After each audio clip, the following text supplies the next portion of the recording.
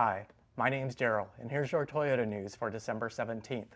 So Toyota put out two press releases today, and the first one was about the Toyota Tacoma and the changes for 2025. So the pricing really hasn't changed much between 2024 and 2025. Basically, the base model is only $90 more, so very minimal price changes. Some of the big changes about the new Toyota Tacoma would be, first of all, the Ter Color now is available in all trims. And so I really like the way that kind of orange reddish color pops, and I think a lot of people really love that color. So now you can get it in all trims, which is really exciting. The second piece of news, and the second thing that they added, were these tow hooks.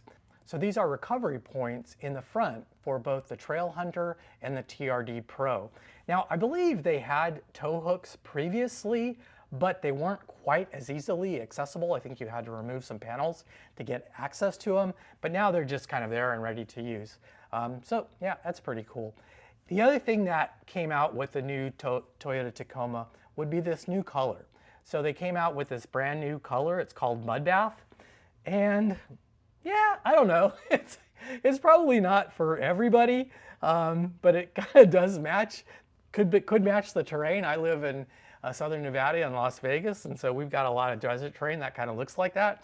Maybe it blends in, but yeah, that's kind of interesting. Now, one other feature about the Toyota Tacoma that I think is really cool, and I haven't seen this integrated into a whole lot of trucks that can tow, is they have this built-in antenna.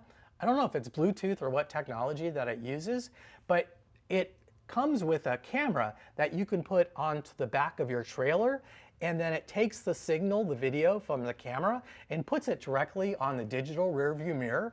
So yeah, that's really cool about the Tacoma, and I would assume other manufacturers are going to do something similar. I don't think that's available for the Tundra yet, but hopefully they'll make that available too. In our other press release from Toyota, they announced the BZ4X, the 2025 version of it. They did come out with a brand new Nightshade edition. So it's got kind of blacked out wheels and blacked out trim pieces. And so it looks pretty good. It has availability of a two-tone roof as well. But the biggest change has to do with the MSRP. So they lowered the MSRP $6,000 to make, an EV vehicle from somebody like Toyota, who's very quality, made it more accessible. And it actually has an MSRP of $37,070. So pretty accessible EV. Now, there are likely going to be some changes coming to tax incentives for EVs. Now, Toyota doesn't qualify on the BZ4X for a tax incentive if you purchase it directly, but they do have some crazy lease deals that they take advantage of the $7,500 credit that they get from the government, and they pass it on to you.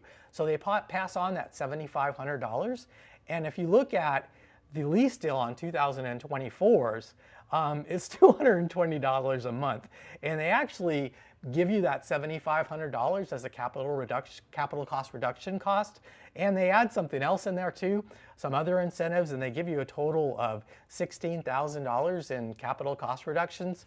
So that's pretty cool. So yeah, that would be a really great way if you wanted to kind of get your feet wet in regards to EV vehicles, is to lease it for $229. And I don't know how long that deal is going to last, because I would assume that loophole is going to go away relatively quickly. Furthermore, it's likely that the RAV4 is going to be introduced in 2026, and I keep hearing lots of rumors about the RAV4 having an EV version available. So if that's the case, I'm pretty sure that BZ4X, it's on a short life, so I doubt it will be continued for 2026. And in our last piece of news, we're going to talk about minivans. I absolutely love minivans, but this is on Kurt Kerfel's channel. So he really talks about a lot of Toyota news, talks about Japan automobiles specifically. And about a week ago or so, he talked about a brand new minivan coming from Toyota in 2027. Now, this Previa, it has a real interesting kind of cool looking design, and it came to the United States actually in its first generation for 1 year, and then it wasn't here anymore. But he heard about this news story from this Japanese news outlet about the Previa coming back. It's pretty sure that this is going to be available in 2027, and it's likely, or hopefully, there's a small chance that it comes to America. Now, if it does come to America, probably the Toyota Sienna is going to go away.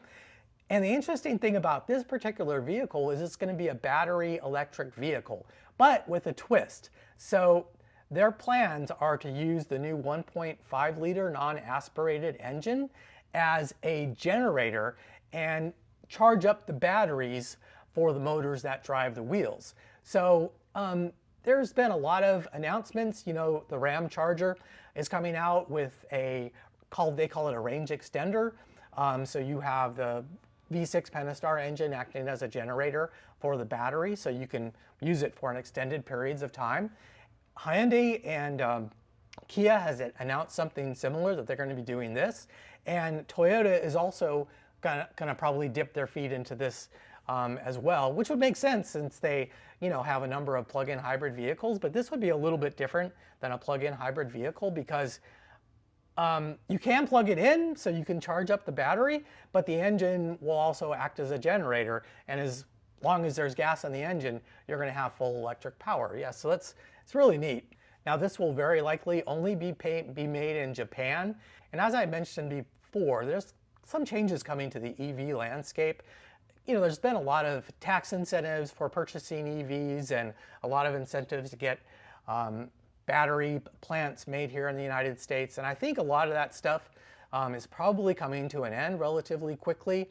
So I think I think manufacturers that make EV vehicles are going to have to find a way to make them less expensive to be able to compete with internal combustion engines. So it's going to be a really interesting period the next 4 years or so to see how EVs kind of stand up on their own. And this is Daryl with your Toyota News, and I hope to see you in the next one again very soon.